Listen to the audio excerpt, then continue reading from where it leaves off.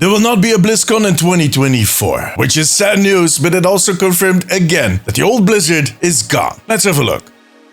Let me start out this video by saying that I have said my goodbyes to the old Blizzard quite a while ago, and that I have accepted that the company I got to know and love throughout my many hours of Diablo, Warcraft and Overwatch, the company that inspired me to get into the gaming industry myself, has slowly changed over the last few years. Now don't get me wrong, if you have been following me for a while, you know that I respect the people that are working on the games that I play on a daily basis, and that I do think that they do some amazing things. Sure, they miss the ball occasionally, but you know, it is game development. The important thing here is that they're finally listening, that they're learning, and that they want to make great games, both for themselves and for us, no matter what some people might claim. In other words, this is not a Blizzard trashing video. There are plenty of those out there. Now, this is more of a reflection. I feel like Blizzard over the last few years has turned into a company. Yeah, I know, for some of you that might be a bit of a duh moment, but allow me to explain. See, before that, Blizzard was more of a family. Yeah, that kind of sounds sappy, but it really was. Fans that have been playing these games for years know what I'm talking about. For the longest time, Blizzard managed to cultivate and maintain a rather unique relationship with their fan base. One of trust, passion, and mutual respect, which was also reflected within the community itself. If you ran into another Blizzard player, you immediately had that connection. You know, apart from having a secret handshake, this was as close as you could get to a secret society without actually being in a secret society.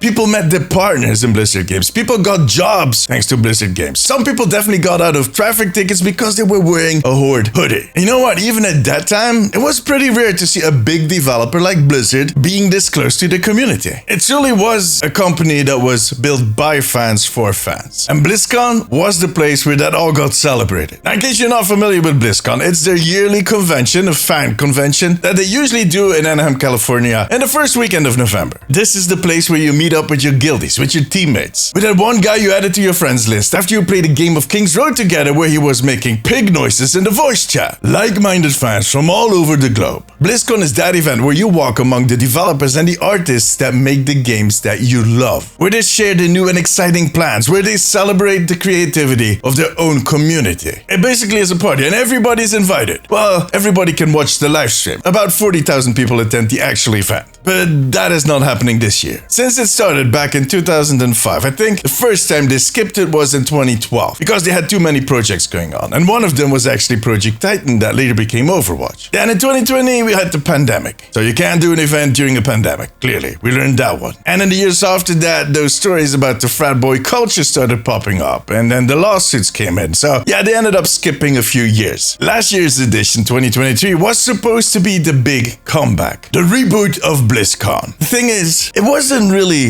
the same. Look, I was there, I had a ton of fun, I met a lot of amazing people. It felt really familiar, yet you could sense that something was different. And the changes in the format didn't help either. I mean, a lot of the most popular panels were scrapped. For some reason, they lobbed the community night and the concert together in one event. And then kind of the layout of the whole convention was a little weird. Just a lot of changes that did not really sit well with a lot of the old fans. On top of that, the event was actually not sold out, which is extremely weird. Usually, BlizzCon sells out within hours, literally. To be fair, when I was walking the floor, it felt just as busy as it usually did. To the point where I wanted to pick up some of these people and set them aside. Now, last year's convention not selling out might be one of the reasons that they're not doing it this year. That and the huge wave of layoffs we got at the start of the year. I mean, an event like this takes a lot of people. Now, I don't think Microsoft had anything to do with the decision. If anything, I've heard they have a really hands-off approach in the whole management. We knew that was probably going to happen. I've talked about this before. It's typical Microsoft. But I do think there's still a lot of reshuffling, reorganization going on with the resources. And that is not the best time to be organizing a big event like this. There are some people out there that claim that it was too costly, it was not making enough money, and that Blizzard was quite okay with that in the past, that they kind of considered it a marketing expense or a community expense. But then with the current state of the company and their games, that marketing tool is actually not working. Look, it being too expensive might be true, or it might not be. I've heard all kinds of stories. I do know that events like this are expensive. I used to organize some myself. But on the other hand, tickets weren't cheap either. And judging by the amount of merch I saw flying by at that event, I don't know. But the fact that so many people attribute the cancellation of BlizzCon to the state of the company, to their games, to the new owners, it made me realize how much Blizzard has changed. That family I was talking about earlier is gone. That whole sense of us is gone. And now it's actually us versus them. We'll give you money, you give us a game. But I'm going to be counting the change that you're giving me to make sure it is correct, because I do not trust you. You know what? The worst thing is I can't blame the whole community for that distrust, that they're counting that change 3 times in a row. Because as I said, Blizzard really has become a company, and companies are known to try and cheat you and lie you out of your money, which is also a sad truth, but that is for a different channel. For an old Blizzard fan like myself, that cancellation, and especially the reaction to that cancellation by the community, is a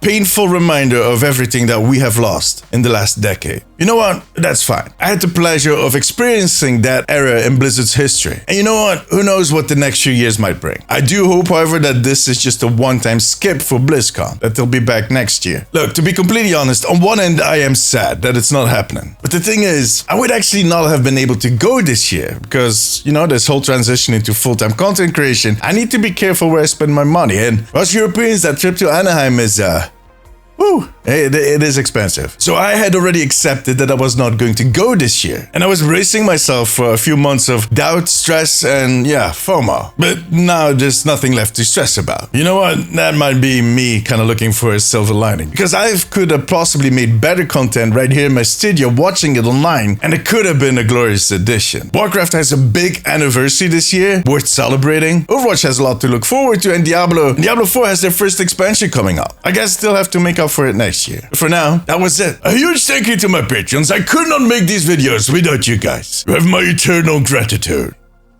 Click it. But above all, take care of yourself, take care of each other. Bye bye.